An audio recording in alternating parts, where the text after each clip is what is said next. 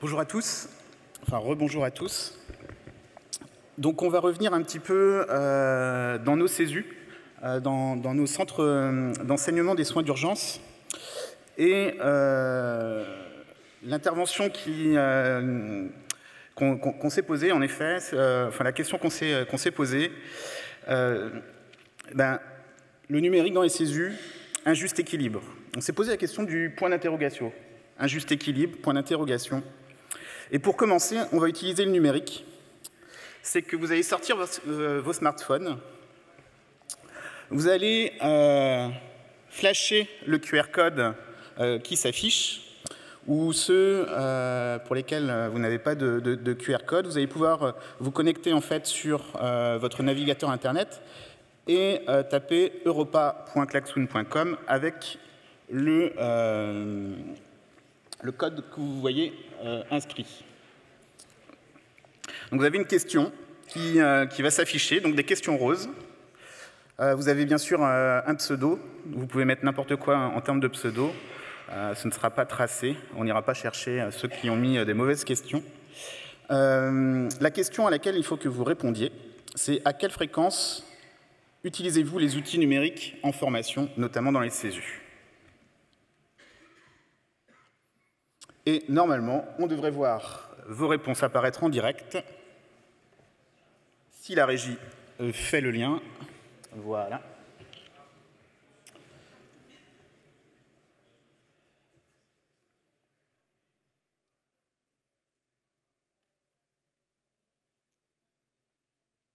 On va attendre que ça se stabilise.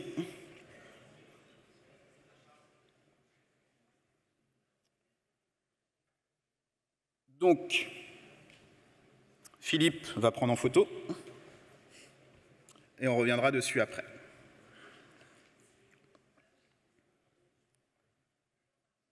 Ça bouge encore. Et bon, alors toujours 14%. On est à peu près sur les mêmes proportions par rapport à tout à l'heure. Souvent 27%, parfois 48% et jamais 10%.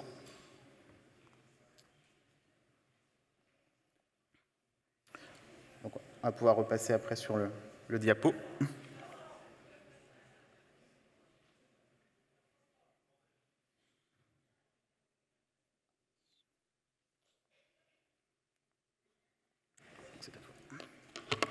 On avance par là.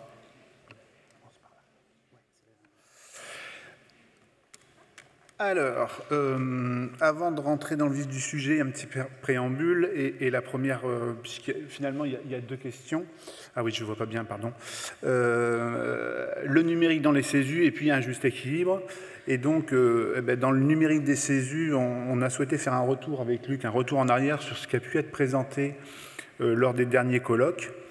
Et donc principalement les cinq derniers colloques, et on s'aperçoit que finalement le sujet a été traité déjà de nombreuses fois avec la simulation et l'innovation dans un premier temps, les nouvelles technologies, le numérique et l'apprentissage, l'art numérique et l'application en pédagogie, et puis pour terminer il y a 2 ans, l'interaction et le dynamisme en distanciel.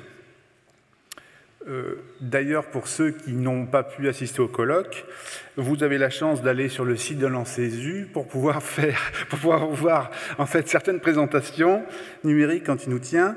Et donc, force est de constater en fonction des résultats alors d'abord que depuis plus de 10 ans, le numérique, c'est une grande préoccupation en fait de nos CESU. Et puis à la première question qui était finalement, est-ce que le numérique est utilisé? On peut voir qu'à 50%, il est utilisé au moins parfois, et on doit être à peu près à 80%, hein, c'est ça, où il est utilisé, et donc 10% forcément où il n'est pas du tout utilisé. Et à la deuxième question qui est un juste équilibre, il y a une citation de quelqu'un qui a dit que pour trouver un bien-être, il fallait trouver le bon équilibre. Et cette citation, en fait, c'est Guillaume Néry il y a 30 minutes. Et donc, on s'est dit, tiens, c'est bien ce juste équilibre. Et comment on va pouvoir travailler dessus? Le numérique dans les CESU, et nous allons mettre de côté volontairement en fait, la simulation de haute fidélité qui a su finalement trouver sa place dans l'enseignement des professionnels de santé, et on va s'attarder plus précisément au numérique dans une première partie avec Luc, au numérique en ingénierie de formation, et puis dans une seconde partie au numérique en pédagogie. Et puis donc, et c'est là que les choses vont commencer à se gâter un petit peu plus. Le juste équilibre, quand on parle d'équilibre, c'est toujours compliqué de répondre à cette question. Et pour trouver le juste équilibre, il y a forcément des enjeux. Les enjeux, on l'a dit tout à l'heure, ça a été cité notamment par M. Jamet aussi tout à l'heure, avec le numérique qui est omniprésent dans notre quotidien, mais aussi dans notre quotidien privé, mais quotidien professionnel. Et puis, les enjeux, c'est aussi mettre à profit, finalement, mettre à profit à vos souhaits, mettre à profit les opportunités que nous offre le numérique pour développer de nouvelles modalités d'apprentissage. Et puis, ça a été évoqué aussi tout à l'heure, la crise Covid, qui a finalement, et je pense qu'on peut le mettre dans les enjeux, qui a été un accélérateur, en fait, de l'utilisation du numérique. Et puis, si on parle d'enjeux, forcément, il y a des menaces et des dangers. Et là encore, ça a été évoqué tout à l'heure, avec le présentiel et la surutilisation du numérique en présentiel, qui peut avoir un impact défavorable sur l'attention. Alors, surutilisation ou mauvaise utilisation d'ailleurs. Et puis, là encore, je suis désolé, il y a plein de choses qui ont été mentionnées avant notre intervention. C'est que M. Jamet nous disait tout à l'heure que la crise Covid a permis, en fait, de nous donner pas mal de réponses. Et effectivement, la crise Covid, ça a été un laboratoire géant, finalement, dans l'utilisation du numérique. Et on a des retours, et avec aussi des retours qui nous montrent que la surutilisation peut engendrer des fractures entre l'enseignement et l'apprenant. Donc, tout ça pour dire que la question n'est pas de savoir si on doit utiliser ou pas le numérique, puisque à 90% on l'utilise déjà, mais plutôt comment intégrer de manière responsable le numérique dans nos CESU. Et je laisse la place à Luc. Donc nous sommes repartis en fait de cette question, comment intégrer de manière responsable le numérique dans les CESU. Donc pour nous, ça nous paraissait important de reprendre la définition du numérique, qu'est-ce qu'on entend par numérique, mais nos collègues précédents ont fait une explication assez vaste en fait de ce que c'était que le numérique. C'est en effet tout ce qui se cache derrière une interface, que ce soit des smartphones, des tablettes, un ordinateur, un casque de réalité virtuelle, n'importe quel type d'interface, et dans lequel en fait on va avoir un système, un langage binaire qui va traiter, classer, diffuser, ordonner, trier des données. Et ces interfaces, elles vont aussi servir à communiquer, et ça prend en considération aussi les réseaux qui vont transporter ces données. En parlant de numérique, il est important aussi de reprendre cette définition donc, de Didier Dubasc. Ça prend en compte notre pratique, la pratique du numérique, c'est-à-dire que l'activité humaine qui gravite autour de ce numérique, de ces terminaux qu'on utilise pour utiliser le numérique. Et cette pratique prend en compte les environnements socio-techniques, on pourrait aussi socio-techniques et cognitifs, si on reprend les propos d'Estelle tout à l'heure. Il faut prendre ça en considération, et c'est basé sur les technologies de l'information et de la communication. Un petit rappel, les CESU, c'est des organismes de formation continue et initiale, puisqu'on contribue à la formation aussi des futurs professionnels de santé, notamment par rapport au GSU pour l'obtention de leur diplôme d'État. On fait essentiellement des formations courtes, avec un public qui est essentiellement adulte. Parfois, on a des étudiants, parfois des étudiants très jeunes. Les différents domaines dans lesquels nos formations sont réalisées, c'est dans l'urgence, c'est sur les gestes et soins d'urgence, les situations sanitaires exceptionnelles, la gestion de crise. On a aussi une mission de recherche et d'innovation. Par rapport à ça, ce que sont les CESU, on a des obligations réglementaires. C'est les AGSU. C'est aussi la prise en compte de l'environnement et des besoins de chaque participant et des différentes parties prenantes. Là, on a aussi une obligation réglementaire avec Calliope qui nous impose de prendre en compte nos parties prenantes. On a une pédagogie qui est basée sur le socioconstructivisme, avec une pédagogie active, une pédagogie du geste, mais qui prend aussi en compte les facteurs humains, organisationnels et la gestion des émotions. Donc, le numérique dans les CESU, c'est une nécessité à différents points de vue. On l'a parlé tout à l'heure en termes d'ingénierie de formation, d'ingénierie pédagogique, pour la conception et l'animation de formation. C'est aussi, le numérique, on l'a vu tout à l'heure, va nous permettre l'engagement, va nous permettre aussi de tester des choses et va aussi permettre de soutenir la qualité, puisque derrière, avec le numérique, je vous rappelle, on trie, on classe, on ordonne, on enregistre des données, on les partage, ce qui va nous permettre aussi de faire du suivi, de la traçabilité et du pilotage, qui sont aussi des choses qui nous sont demandées d'un point de vue réglementaire, notamment par rapport à Calliope ou alors par rapport à nos bilans annuels DGS. Et ce numérique dans les CESU, il oblige à une transformation des pratiques. On s'est posé la question avec Philippe, numérique responsable. La notion de responsable, en fait, de numérique responsable, se réfère en effet aux usages du numérique, mais de manière souvent écologique, dans les définitions qui sont apportées. Nous, la responsabilité telle qu'on voulait l'entendre, c'est plus on est responsable en tant que formateur, en tant qu'enseignant, lorsqu'on utilise du numérique, vis-à-vis de nos apprenants, mais vis-à-vis aussi de l'ensemble de nos parties prenantes.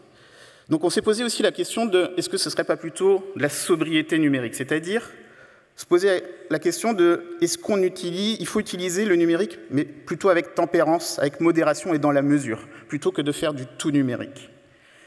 Et le terme numérique acceptable, au final, peut-être que c'est cette notion-là qui nous paraît intéressante à aborder, notamment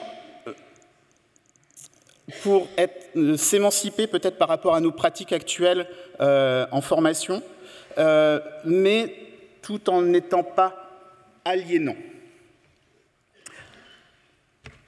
Au final, on est passé de la question comment intégrer de manière responsable le numérique dans les CESU à la question comment développer son sens critique vis-à-vis de l'intégration des ressources et outils numériques dans les CESU. Il existe, quand j'ai fait mes quelques recherches pour préparer cette intervention, je suis tombé sur un certain nombre de modèles qui nous permettent en fait de nous interroger sur la manière d'intégrer le numérique en formation, en enseignement.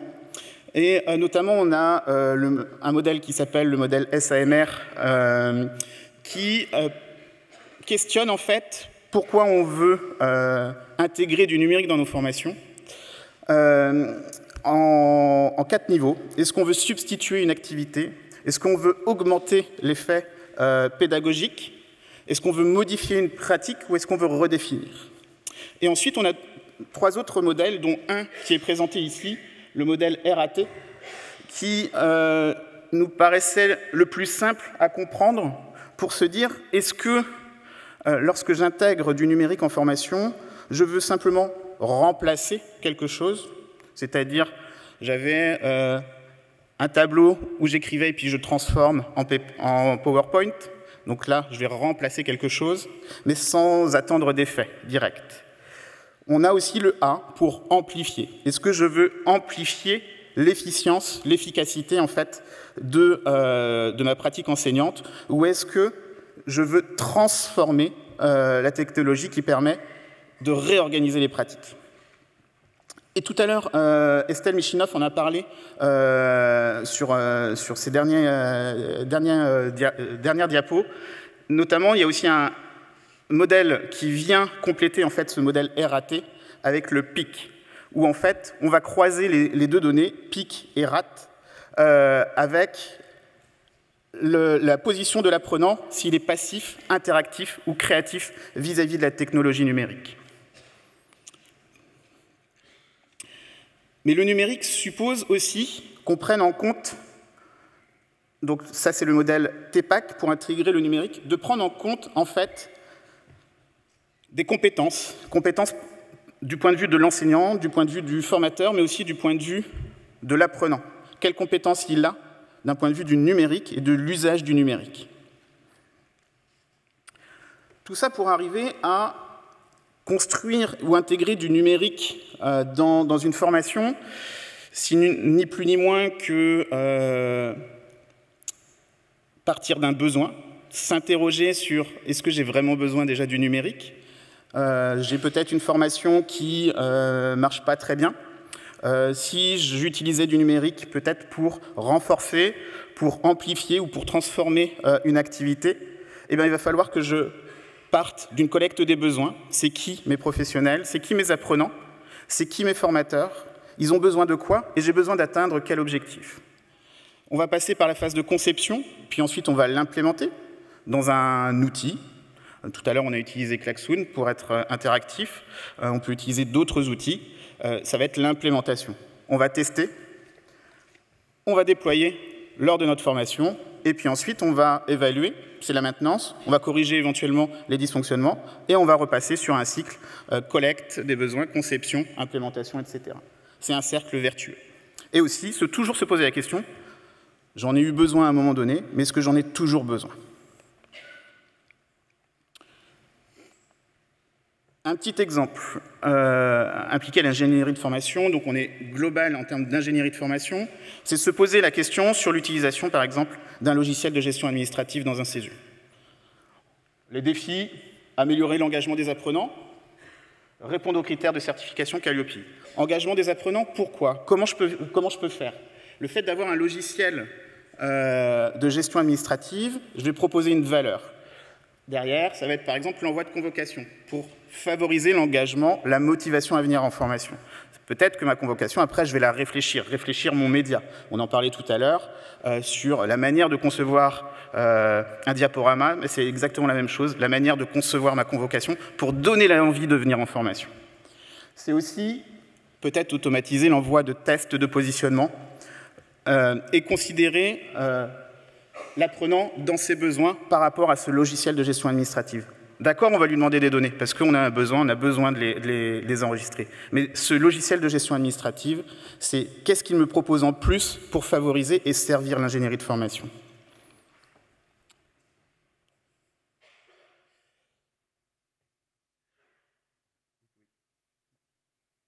Alors là, c'est une vidéo de ChatGPT. Je ne sais pas si on voit grand-chose. Je lui ai posé une question pour utiliser l'intelligence artificielle.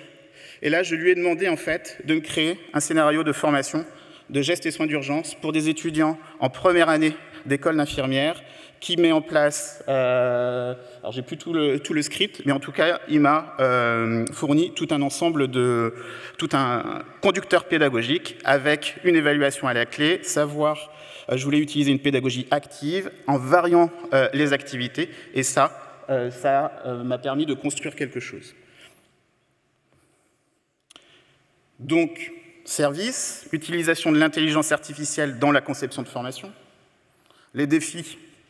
Je me suis posé la question, bah oui, des fois, on me demande de travailler sur une formation. J'ai les besoins et je ne sais pas comment articuler tout ça. J'ai mis ça dans la machine et puis, mon objectif, c'était casser mon syndrome de la page blanche. C'est-à-dire, voilà, aide-moi à organiser un peu cette pensée. C'est une pensée comme une autre. Et puis, ça peut aussi me permettre de rendre automatique certaines tâches. Je me suis essayé aussi à utiliser cette intelligence artificielle pour créer mes fiches processus sur ma certification Calliope, parce que c'est souvent la même chose. Je lui ai rentré, donne-moi toutes mes fiches, avec mes différentes tâches, mes activités, et ça m'a sorti un ensemble de fiches. Donc ça va me proposer du contenu, son interprétation du besoin, c'est bien l'interprétation de l'intelligence artificielle, mais à prendre avec des pincettes. La difficulté que j'ai rencontrée dans cet exercice, c'est que je n'avais pas de bibliographie associée. Donc je suis incapable de remonter sur la véracité de ce qui peut être porté dans cette intelligence artificielle. Et ça nécessite parfois des prompts et des allers-retours réguliers, lui reposer des questions. Refais-moi cette réponse, mais en m'apportant cette complémentarité-là. Donc ça nécessite systématiquement de reposer des questions. Pour autant, c'est aussi comme ça que se construit la réponse à mes questions. Je me suis aussi posé une autre question, c'est comment je peux utiliser, par exemple, un réseau nombreux dans la salle utilisent, c'est LinkedIn, pour réaliser une veille métier. Je me suis aperçu que dans LinkedIn, en effet, en fonction des personnes avec qui vous rentrez en contact, en fonction des réseaux ou des groupes d'utilisateurs où vous vous abonnez, vous allez pouvoir accumuler une certaine actualité, avoir une certaine veille. Donc là aussi, qui est toujours à prendre avec des pincettes, puisque c'est sous le prisme de celui qui l'écrit ou de celui qui la capitalise. Mais en tout cas, ça nous permet, et on l'utilise, nous, au CESU35, on a créé un groupe, puisque chacun a son profil sur ce réseau. On a créé un groupe qui nous permet, en fait, de redispatcher régulièrement les différents postes. Et on s'est aperçu que ça nous a permis d'être beaucoup plus curieux, ça nous a permis d'être beaucoup plus à l'écoute aussi de notre environnement, de ce qui pouvait se passer en fonction de nos abonnés. Et une autre question qu'on s'est posée, c'est comment faciliter la diffusion d'informations aux formateurs, notamment des actualités, des recommandations. À l'hôpital, on utilise le mail de manière peut-être un peu trop conséquente. L'information se perd. Donc, c'est comment recentraliser cette information dans une newsletter, mais une newsletter aussi qui utilise différents médias. Avoir un simple PDF, c'est pas toujours lu. Avoir une vidéo qui va être explicative, c'est peut-être intéressant. On a aujourd'hui des outils qui nous permettent, type Canva, Geniali, d'autres, qui nous permettent en fait de construire des newsletters à destination de nos formateurs pour leur permettre, là aussi, de réactualiser leurs connaissances, renforcer leurs connaissances, faire passer des messages. Ça peut être des messages sur différentes thématiques, mais on a aussi ces outils, et ces outils numériques nous permettent, à un moment donné, de soutenir en fait cette diffusion d'actualité. On va reprendre les téléphones. Ah oui. On va passer parce que finalement ça va me donner un peu de contexte parce qu'on est un petit peu pris par le temps. Donc désolé. Hop, je passe ça. Donc, les outils numériques. Avant toute chose, et ça, là encore ça a été dit, je suis vraiment désolé, mais il est important de rappeler que le numérique, ça ne vient pas révolutionner l'apprentissage. Alors, moi j'en étais on apprend ni moins bien ni mieux avec le numérique. Monsieur Jamet avait tendance à dire que peut-être même moins bien. Pour l'écriture, je ne suis pas tout à fait d'accord, parce que moi, par exemple, il vaut mieux que je prenne des notes, sinon je n'arrive pas à me relire. Donc le numérique, c'est mieux pour les notes. Donc je vais accélérer un petit peu. Donc l'équilibre. Alors l'équilibre, c'est la modernisation. Bien entendu, quand on parle de modernisation, c'est le présentiel, mais c'est aussi le distanciel. Et je parlais tout à l'heure des nouvelles perspectives de la formation. Je pense qu'il faut qu'on s'y attache. l'enseignement secondaire, l'enseignement supérieur a passé le pas déjà, et beaucoup d'organismes de formation proposent des formations distancielles. Est-ce que c'est le cas dans les CESU ? Ce serait intéressant de savoir. En tout cas certainement pas de manière régulière. L'appât de l'innovation, là encore, ça a été dit tout à l'heure. Oui, effectivement, l'innovation pédagogique, enfin l'innovation technologique, quand ça arrive, les choses nouvelles, on a tendance à se jeter dessus. A fortiori, lorsqu'on est un geek, on se dit tiens, je vais prendre toutes ces nouvelles technologies et puis je vais en mettre à toutes les sauces. C'est là où il faut faire attention et c'est là où il faut justement trouver un juste équilibre. A contrario, la peur de l'utilisation du numérique, mais finalement, on l'a vu tout à l'heure, qu'on l'a de moins en moins, puisqu'il y aurait à peu près là dans la salle que 10% qui ne l'utilisent pas vraiment. Cette peur, elle est liée à la nouvelle technologie, mais aussi elle peut être liée à la mise aux moyens mis à disposition, qui finalement ne nous engage pas à utiliser le numérique. Hop, je passe, pardon. En présentiel, alors là je vais passer rapidement puisque finalement j'avais préparé cette slide pour pouvoir répondre au cas où très peu d'entre vous auraient utilisé le numérique en présentiel, ce qui n'est pas vraiment le cas, donc je ne vais pas détailler. Alors bien entendu, je ne vais pas revenir non plus sur ce que vient de dire Luc avec la plus-value de l'outil. C'est la première question qu'il faut se poser d'ailleurs. Si j'utilise, est-ce qu'il y a une plus-value? Si c'est juste pour remplacer l'outil et pour dire je suis un petit peu plus moderne, bon, pourquoi pas. Si c'est pour gagner des parts de marché, gagner de l'argent, parce que effectivement, quand on rentre dans une classe, qu'on a un tableau vert avec des craies et dans une autre classe avec un beau tableau numérique, peut-être que les nouvelles générations choisiraient de prendre la deuxième solution. Ce qu'il faut se poser comme question, c'est est-ce que dans l'utilisation de l'outil, je vais augmenter finalement, je vais créer une augmentation de mes façons de faire ou des transformations, mais les transformations, ça serait plus lié au distanciel. Enrichir nos pratiques, bien entendu, c'est ce que je viens de dire. Et là encore, je ne vais pas revenir dessus puisque finalement, c'est utilisé là encore à 90% en présentiel et que vous l'utilisez très certainement pour faire de l'évaluation, de la remobilisation de connaissances avec du brainstorming. La plus-value, justement, là, ce serait peut-être de le faire en amont du présentiel. Et là, on transforme un peu. Parce que là, on avait un temps donné et on a dépassé un petit peu le temps donné parce que dans la mise en place de cet outil numérique, ça nous a mangé un petit peu de notre temps. Et on l'a dit tout à l'heure, dans les CESU, on propose des formations extrêmement courtes et on n'a pas forcément le temps. Et donc, comme on n'a pas forcément le temps, il faudra faire des choix. Et des choix stratégiques, je pense des choix stratégiques en lien avec les responsables pédagogiques du CESU dans lequel on travaille.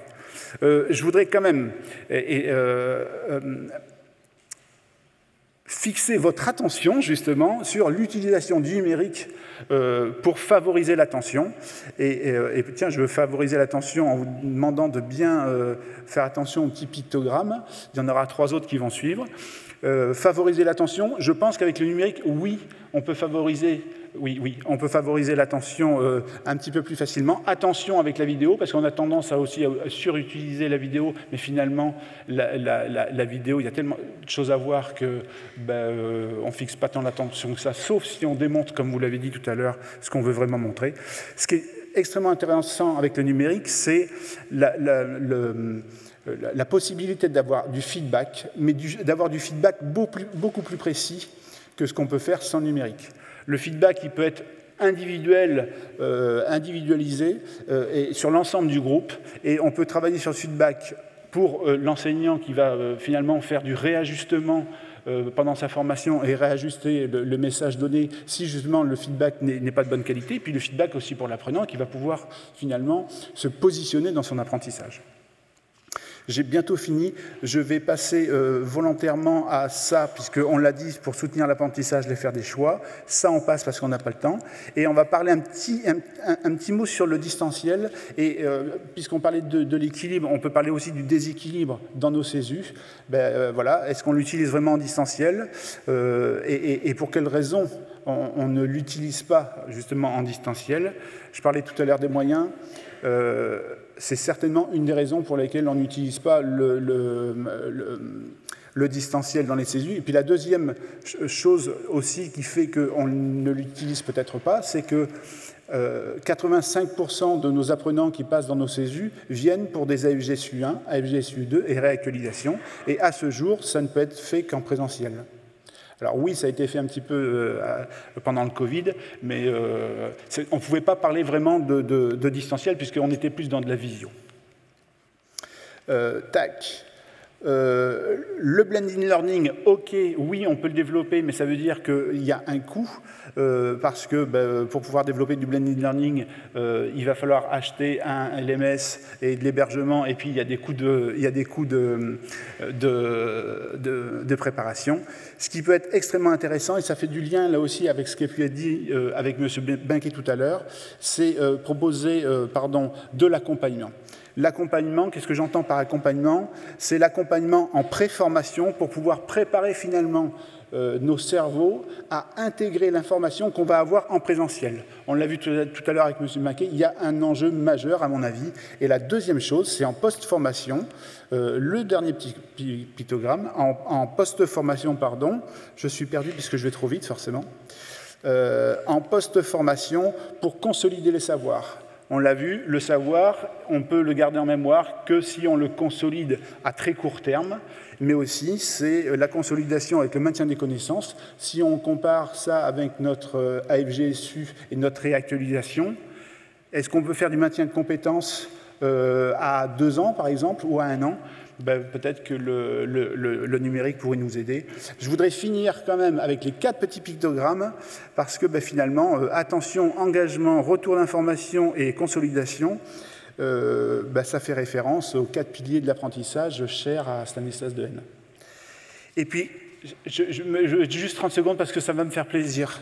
Pardon. Je me fais juste plaisir avec la petite phrase que j'ai pu noter ici. Ah, s'il vous plaît, laissez-moi 30 secondes. Je l'ai perdu. Je peux pas, tant pis. Elle est affichée. Ah oui, elle est là. Oh, merci. Alors.